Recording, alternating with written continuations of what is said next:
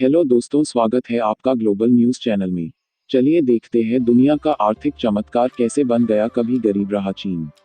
विश्व मानचित्र के किसी कोने में अलग थलग पड़े देश से दुनिया की सबसे बड़ी अर्थव्यवस्थाओं में से एक बनकर उभरने में 70 वर्षों से भी कम समय लगा चीन को। आपको शायद पता होगा 40 साल पहले भारत से कहीं ज्यादा गरीब था चीन, फिर कैसे आज भारत से 5 से 6 गुना बड़ी अर्थव्यवस्था हो गई चीन की। 1978 में जब चीन ने आर्थिक सुधार की शुरुआत की तो वहां प्रति व्यक्ति आय 155 अमेरिकी डॉलर थी, जबकि भारत की प्रति व्यक्ति आय तब 210 डॉलर थी। भारत में तब कहीं ज्यादा समृद्धि थी, लेकिन आज तस्वीर एकदम बदल चुकी है। पीपल्स रिपब्लिक ऑफ चाइना यानी चीन इन दिनों अपने यहाँ कम्युनिस्ट शासन की 70वीं सालगिरह मना रहा है। ऐसे में हमने अतीत में झांककर यह समझने की कोशिश की कि चीन ने कैसे खुद को बदल डाला। हमने यह जानना चाहा कि चीन ने कैसे इतनी तेज तरक्की की। वीडियो में आगे बढ़ने से पहले आप लोगों से बोलना चाहूँगा, आप लोग प्लीज़ सब्सक्राइब कर लीजिए, क्योंकि मैं ऐसे ही रोचक जानकारी आप तक पहुँचाने का प्रयास करता रहूँगा।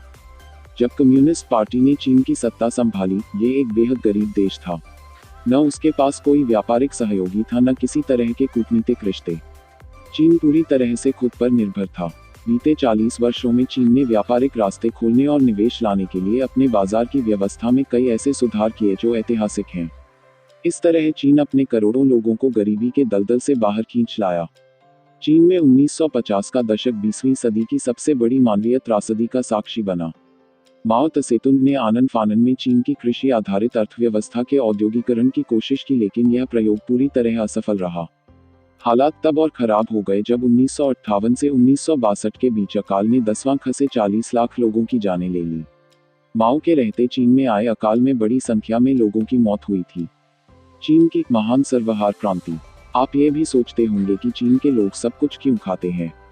चीन में आए 1958 से 1962 अकाल के कारण लाखों लोगों की मृत्यु के बाद माओ ने सर्वहार क्रांति की शुरुआत की। उसने अपनी जनता से कहा, आप सब कुछ खा सकते हैं। ऐसे में वहां की जनता ने अकाल होने के कारण जो भी जानवर मिला खाना शुरू कर दिया। आज के टाइम में ऐसा कोई जानवर नहीं है जो चीन के लोग नहीं खाते। 1976 में माओ की मृत्यु के बाद चीन में सुधारों की जिम्मेदारी डेंग जियाओपिंग ने उठाई। उन्होंने चीनी अर्थव्यवस्था को नया आकार देना शुरू किया और किसानों को अपनी जमीन पर खेती करने का अधिकार दिया गया। इससे उनके जीवन स्तर में सुधार आया और खाने की कमी की समस्या भी दूर हो गई। चीन और अमेरिका ने 1979 में अपने कूटनीतिक संबंधों को दोबारा स्थापित किया और विदेशी निवेश के दरवाजे खोल दिए गए। चूंकि उस वक्त चीन में मजदूर, मानव संसाधन और किराया बहुत सस्ता था, निवेशकों ने धड़ाधड़ पैसे डालने शुरू किए। दुनिया की वर्कशॉप कैसे बन गया चीन, यह भी समझ लेते हैं।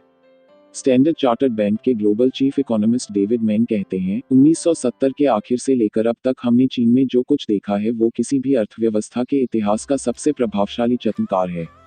1990 तक चीन की आर्थिक विकास दर तेजी से बढ़ने लगी और साल 2001 में यह विश्व व्यापार संगठन में शामिल हो गया। विश्व व्यापार संगठन में शामिल होना चीन की अर्थव्यवस्था के लिए एक और बड़ा कदम था। इसके बाद चीन के लिए दूसरे देशों से व्यापार करना आसान हो गया, क्योंकि व्यापार शुल्क कम हो गए। इस तरह देखते ही देखते चीनी सामान दुनिया के कोने कोने में पहुंच गए।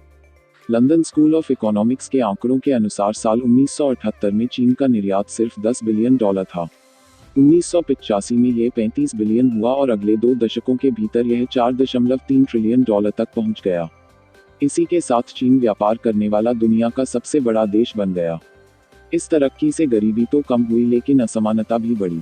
इन आर्थिक सुधारों का नतीजा ये हुआ कि करोड़ों चीनियों की किस्मत सुधर गई। विश्व बैंक का कहना है कि चीन में 85 करोड़ से ज्यादा लोगों को गरीबी से बाहर निकाला जा चुका है। वर्ष 2020 के अंत तक चीन से गरीबी पूरी तरह मिट जाएगी। इतना ही नहीं, चीन में गरीबी घटने के साथ साथ यहाँ शिक्षा के स्तर में सुधार भी हुआ। आंकड़े बताते हैं कि साल 2030 तक चीन के 27% कामगार यूनिवर्सिटी स्तर की शिक्षा वाले होंगे। ये लगभग वैसा ही होगा जैसा आज जर्मनी में है। चीन ने आश्चर्यजनक रूप से तरक्की तो की, लेकिन इसकी 1.3 अरब जनता ने अब तक आर्थिक सफलता का स्वाद नहीं चखा है।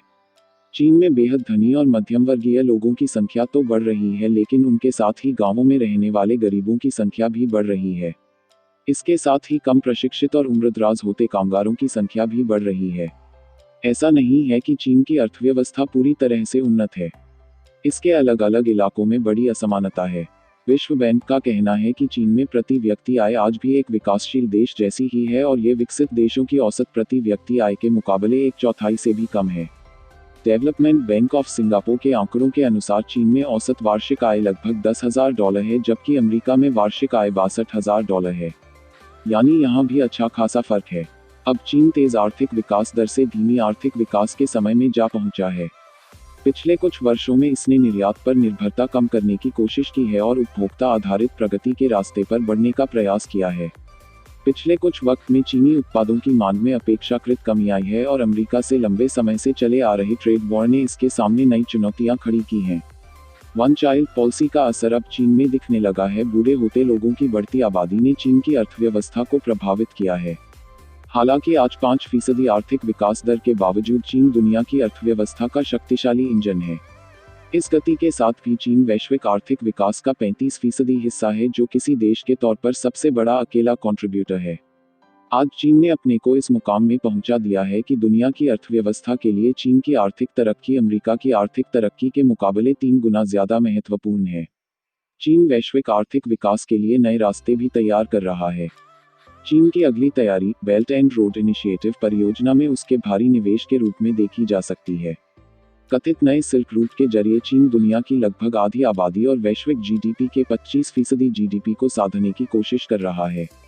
इसी के साथ वो व्यापार और निवेश के रास्तों को पूरी दुनिया तक पहुंचाना चाहता है। हाँ, तो आप भी समझ गए होंगे चीन कैसे इतना अमीर देश हो गया है, और आपको कोई कारण पता हो जिससे चीन ने इतनी तेजी से तरक्की की तो जरूर बताएं हमें। आपके कमेंट से और भी सीखने का अवसर मिलेगा। आपके पास कोई टॉपिक हो जिसके बारे में जानना चाहते हैं, कमेंट करके बताइए, मैं उस पर जरूर वीडियो बनाऊंगा। आपका वीडियो देखने के लिए धन्यवाद। प्लीज लाइक कीजिए, सब्सक्राइब कीजिए।